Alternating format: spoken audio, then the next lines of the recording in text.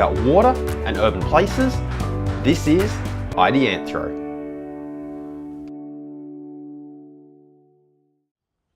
Hey everyone, and welcome back to Ideanthro.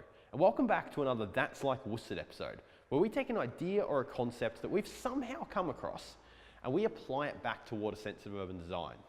Today's concept comes from the book Nudge. Now this book is by Richard Thaler and Cass Sunstein, and the book broadly is about a whole bunch of things in the behavioural economics field.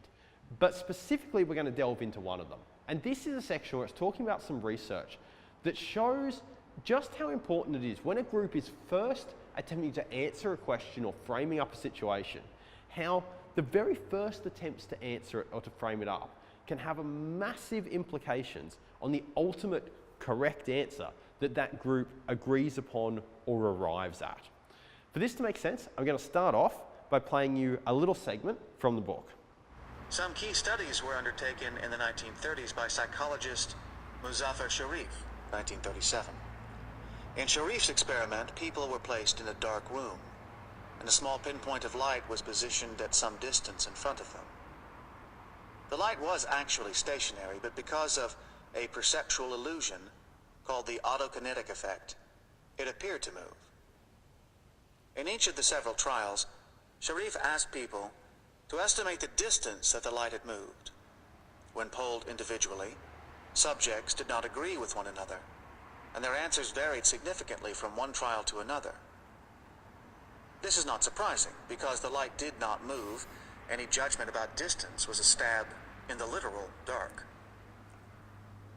But Sharif found big conformity effects when people were asked to act in small groups and make their estimates in public. Here the individual judgments converged, and a group norm, establishing the consensus distance, quickly developed.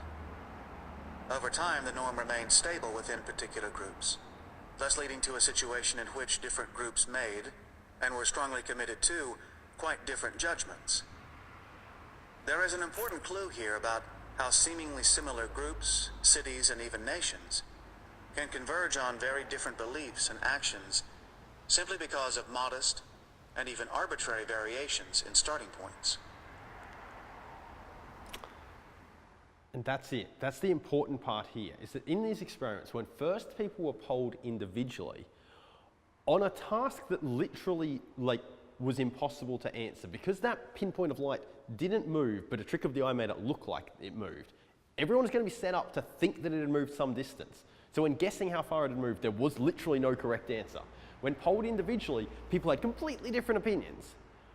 But when polled in small group settings, it was some of the initial ideas that were thrown out that then essentially fixated and grouped everyone else's subsequent opinions towards them, such that different groups converged on completely different possible answers to this question, even though if they'd been asked completely separately, everyone would have just scattered around. But the groups themselves converged, individual groups converged, based on the initial answers that had been thrown out. Now, I think we might see a little bit of something like this emerging in water-sensitive urban design, which is the essence that, water-sensitive urban design as a field, as it was initially envisaged, is really quite a big and all-encompassing field.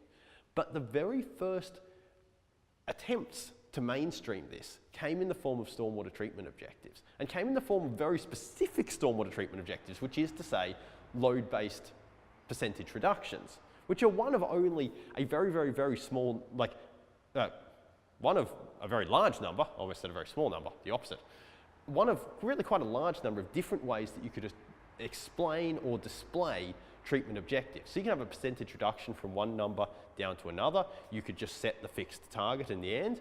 You could have things that weren't load-based, so our current objectives are based on loads, but you could have objectives based on concentrations. This is just an example, right? So 2 by 2, I've managed to outline 4 different possibilities there in the blink of an eye, but there are a lot more. The point here is that sometimes I sense in this industry that we get a little bit fixated on essentially that rather than remembering that water-sensitive urban design was this big initial idea, right, we get a little bit fixated on the fact that, our initial attempt was, and therefore that is water-sensitive urban design. So our initial objectives that happen to be load-based percentage reductions which happened to, because of the software that was used being music, incentivize and drive lots of buyer retention systems, that therefore buyer retention systems delivered in accordance with load-based objectives is water-sensitive urban design and is all that there can be, and that when that's not working as well as we'd like it to, that we need to go away from water-sensitive urban design. And that's wrong. What we actually need to do is to recognize that if it had been different people who set the first set of objectives, right? So the people who set the first objectives clearly thought that they were good objectives, and they've done many, many, many good things. But clearly, they've clearly thought that, okay, these were good objectives for these reasons, we've gone with them, and they've pulled the whole rest of the industry that is our big group onto those objectives. But can you imagine a situation where it had been someone else who'd got to write those first objectives? They might have picked a different set of objectives, and the whole industry, instead of being down this way, might have been down onto a different set of objectives. And fast forward to today, like 10 years later, even more than 10 years later, fast forward to today, we might have a completely different view of what water-sensitive urban design and its application is. And we should keep this in mind, because what it says is there is so much possibility for us to continue to evolve and refine, but we need to go and repeat some stuff we've done previously, right?